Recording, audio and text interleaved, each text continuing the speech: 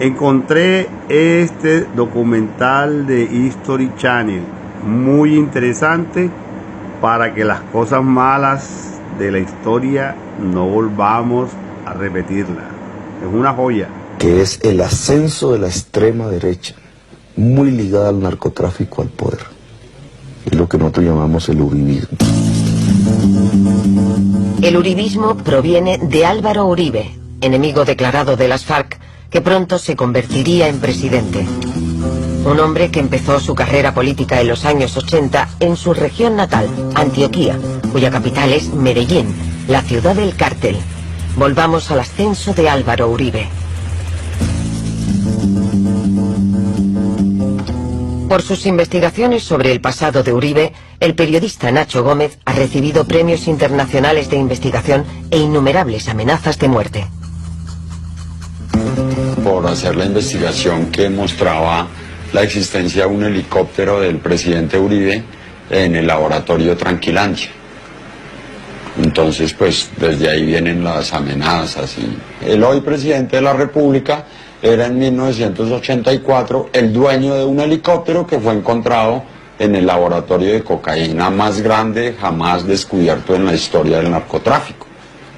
Mientras el presidente Álvaro Uribe era alcalde de Medellín, Pablo Escobar desarrollaba con la población de Medellín un programa cívico-social que se llamaba Medellín sin tugurios, que en esos mismos barrios tenía campañas sociales la alcaldía, o sea que se mezclaban las acciones de la alcaldía y las donaciones de Pablo Escobar. Unas relaciones denunciadas por los servicios de información norteamericanos. Este es un documento confidencial de 1991 ya desclasificado y titulado Perfiles de narcotraficantes colombianos. En él se lee: Álvaro Uribe, senador, colabora con el cártel de Medellín al más alto nivel gubernamental y es amigo íntimo de Pablo Escobar, que ha financiado su campaña electoral. Y aún más grave, en la época de las matanzas de sindicalistas en los Platanales, Álvaro Uribe, convertido en gobernador de Antioquía, legalizó unas sociedades de seguridad privada llamadas Convivir, que se aliarían con los grupos paramilitares. Ejemplo: un tribunal de justicia norteamericano inculpó a la multinacional platanera Chiquita Brands por haber pagado a un grupo terrorista más de 1 millón de euros entre 1990 y 2004. Un tal Carlos Castaño había solicitado que el intermediario fuera una Convivir. Al servicio de ellos asesinaron sindicalistas, al servicio de ellos asesinaron a por lo menos 134 miembros de una comunidad afrocolombiana. En el caso de Chiquita hay plena prueba de que ello fue así. Es el caso más documentado que hay sobre la relación entre multinacionales y paramilitares. 1.500 sindicalistas fueron asesinados en la región de Urabá por estos grupos paramilitares que Castaño federaría. Se les atribuyen miles de muertes, matanzas de civiles y el desplazamiento forzoso de cientos de miles de campesinos. Unos meses antes de la elección de Álvaro Uribe, Castaño les anuncia sus intenciones. Ese gobierno colombiano no negociaba con las FARC, negociaba con los paramilitares que eran tratados como aliados. Primer episodio esclarecedor. El presidente Uribe autoriza a 3 jefes paramilitares a dirigirse al Congreso colombiano.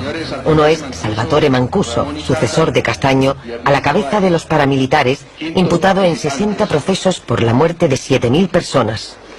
Este proceso concita construir los instrumentos jurídicos que permitan la salida digna de la guerra para todos los comandantes y combatientes de nuestra organización, también los privados de la libertad.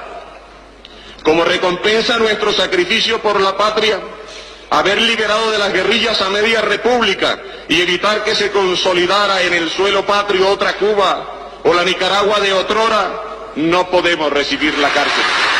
Hubo que promulgar una ley de desmovilización, clemente con Mancuso y los jefes paramilitares. Se empezó a vender el paramilitarismo y varias cadenas televisivas, privadas de Colombia fueron cómplices en eso. Se empezó a vender no como lo que eran los ejércitos privados del narcotráfico que estaban cometiendo crímenes contra la humanidad, sino como los ejércitos salvadores contra la barbarie y la FARC. casi nunca combatió la FARC con los paramilitares. Eso casi no existe en la historia de Colombia, sin embargo así se vendieron. Y entonces el paramilitarismo empezó a tener una legitimación social. Las negociaciones desembocaron en la desmovilización de Mancuso y 32.000 hombres se convirtieron en una carga para Uribe. Washington los clasificó como grupo terrorista, debían entregar sus armas y recibirían una ayuda del gobierno. En cuanto a los 200 jefes, negociaron su situación en base al famoso decreto Justicia y Paz. A cambio de confesiones exhaustivas, se les prometieron grandes reducciones de las penas. Por sorpresa, Mancuso empezó a revelar el funcionamiento de toda la maquinaria paramilitar que se resquebrajó. Lógicamente que en toda la región del país se eligieron congresistas. ¿Y quiénes nos eligieron?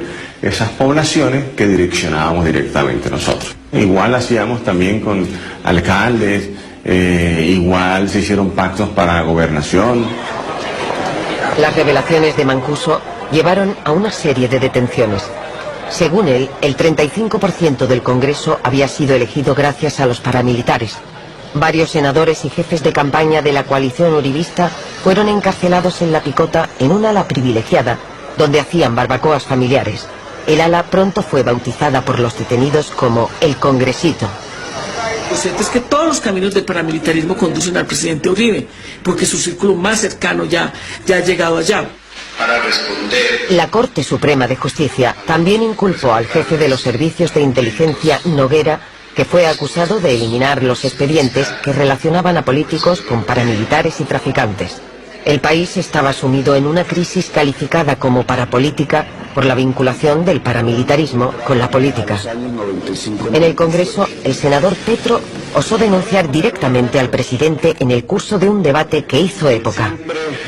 Miren ustedes aquí, primera foto, el presidente Uribe invitando a votar por él mismo y por sus amigos que están sentados atrás, congresistas hoy en desgracia, procesados, Eric Morris. El presidente desvió la atención de la opinión pública sobre los rehenes. Una nueva operación militar de rescate acabó en una carnicería. 10 de los 11 diputados de Cali resultaron muertos. Al entierro asistieron las familias de los diputados y las mujeres que aún esperan, la madre de Ingrid Betancourt o la esposa de Óscar Lizcano. Nos congregamos en todo.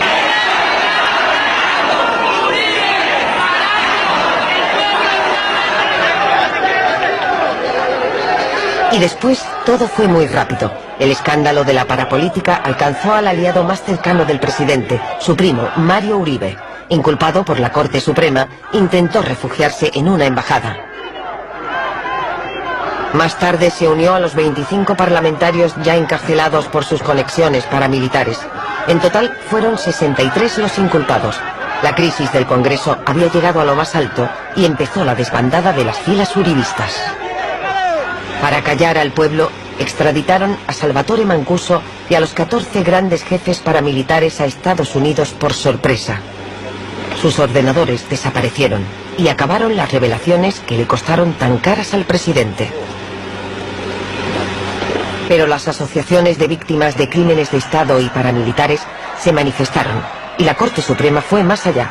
Supuestamente el presidente habría comprado a parlamentarios para modificar la Constitución y obtener la reelección en 2006. Esa vez jugó su mayor baza. Ese mismo día el Tribunal Supremo abandonó las diligencias iniciadas sobre las condiciones de la reelección del presidente. Los rehenes habían salvado a Álvaro Uribe. 6 años de uribismo, decenas de periodistas, jueces, líderes indígenas y campesinos muertos. 1.700.000 campesinos expulsados de sus tierras y dolor por todas partes. 10.000 personas desaparecidas, 430 sindicalistas asesinados, miles de campesinos encarcelados, acusados de terrorismo y la selva llena de rehenes. Con el ex paramilitar Pablo Hernán Sierra, quien pues es uno de los testigos llamados a declarar en esta llamada de la Corte Suprema a Álvaro Uribe, él es el expresidente de Colombia, y pues los saludamos, Julio. Laura, Julio. A él lo llama, la Corte lo llama la defensa de Álvaro Uribe? Él lo llama la corte y recordemos La corte, pues que ok. él siempre ha